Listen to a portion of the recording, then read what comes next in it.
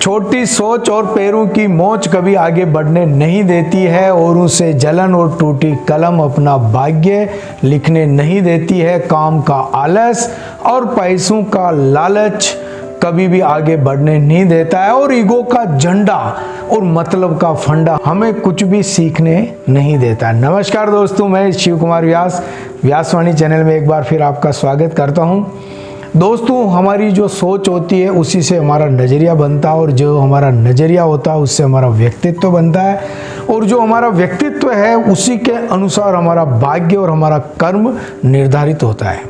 दोस्तों, जो हमारी सोच होती है ना, वो हमारे छोटे छोटे स्वार्थ पे निर्भर होती है।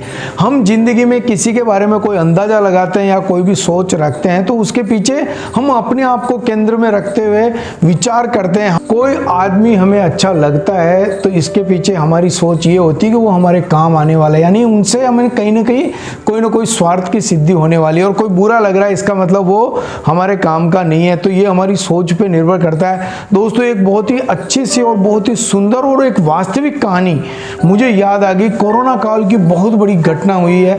उस घटना के माध्यम से, उस कहानी के माध्यम से हम सीखने का प्रयास करेंगे कि छोटी सोच रखने के कितने नुकसान होते हैं। छोटी सोच सदैव शंका को जन्म देती है, बड़ी सोच सदैव समाधान को जन्म देती है। दुनिया में यदि आपने सुनना सीख लिया तो सहना सीख जाओगे और सहना सीख लिया तो इस दुनिया में रहना सीख जाओगे। इसलिए दोस्तों, छोटी सोच को त्यागो, बड़ी सोच करो। बड़ी सोच का बड़ा जादू। जितनी बड़ी हमारी सोच होगी हम उतने ही सफल व्यक्तित्व के धनी हो जाते हैं। तो कोरोना की महामारी में ऐसी स्थिति आ गई थी कि कई लोगों को अपनी जान गंवानी पड़ी। 2 मरीज कोरोना काल में भर्ती हुए हॉस्पिटल में भर्ती हुए तो उनको एक अलग से रूम में शिफ्ट कर दिया और उस कमरे में केवल 2 मरीज थे। और कोरोना में आपने देखा है दोस्तों कि न तो उनको मोबाइल अलाउ होता है, न परिवार वालों से मिलने दिया जाता है। तो वो दोनों मरीज उस कमरे में अकेले रहते थे। एक मरीज खिड़की के पास उसका बेड था, दूसरा मरीज दूसरी तरफ उसका बेड था जहाँ केवल दीवार थी। दोनों आपस में बातचीत करते रहते और बातचीत कर करके ऊब गए।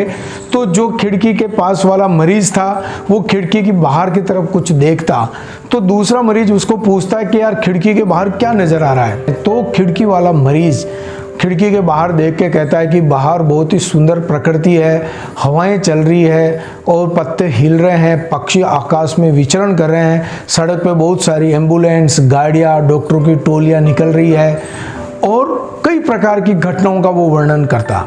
तो इस प्रकार वो खिड़की वाला मरीज जो है उसको अपनी बातें उसको बताता खिड़की में से देख के।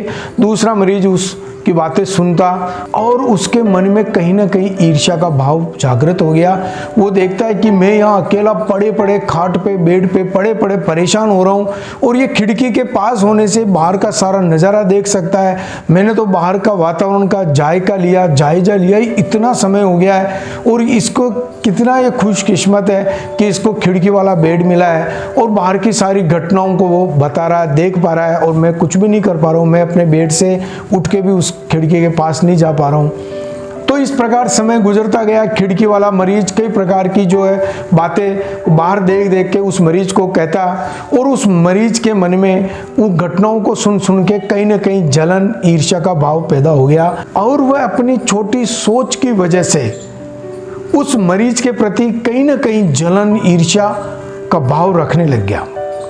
समय बीतता गया। एक दिन ऐसा आया कि खिड़की वाला मरीज है वो बहुत ही गंभीर अवस्था में बीमार हो गया और दर्द के कारण तड़पने लग गया और वो चिल्ला भी नहीं पा रहा था, आवाज भी नहीं निकाल पा रहा था। ऐसी गंभीर स्थिति में पहुंच गया।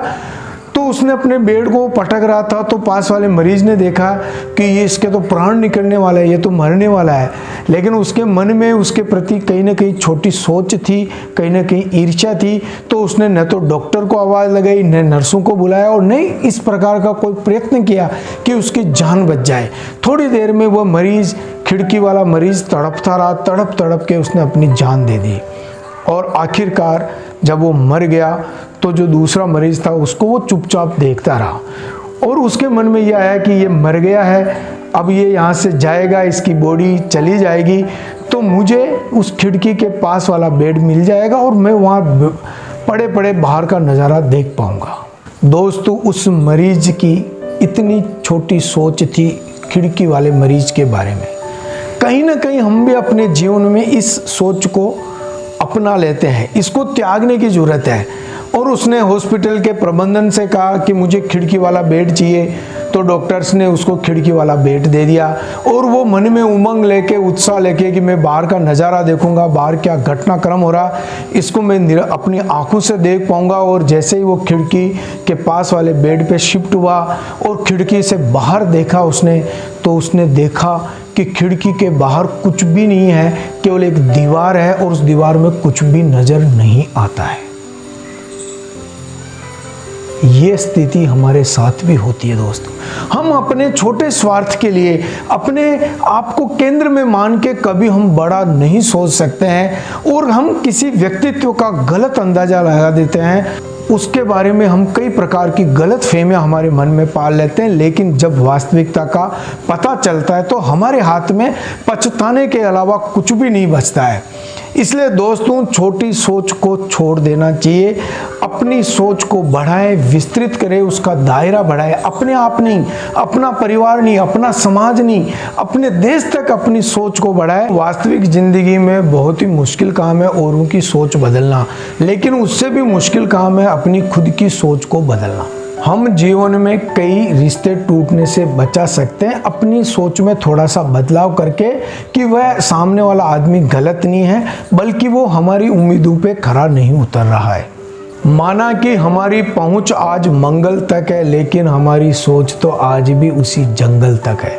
शब्द तो सिर्फ जरिया है, बाकी जो भी है हमारी सोच का नजरिया है। दोस्तों, जीवन में सोचना बुरा नहीं है, लेकिन सोचते रहना बहुत बुरा होता है। इसलिए अपने दायरे से बाहर निकलो, विस्तृत सोच को अपनाओ, बड़ी सोच को अपनाओ। सोच बड़ी हो तो सच में साकार हो सकती है, गलत हो सोच तो जिंदगी बेजार हो सकती है। चाहे तूफानों में गिर जाए हमारी कश्ती, सोच और हौसलों से ही नैया पार हो सकती है।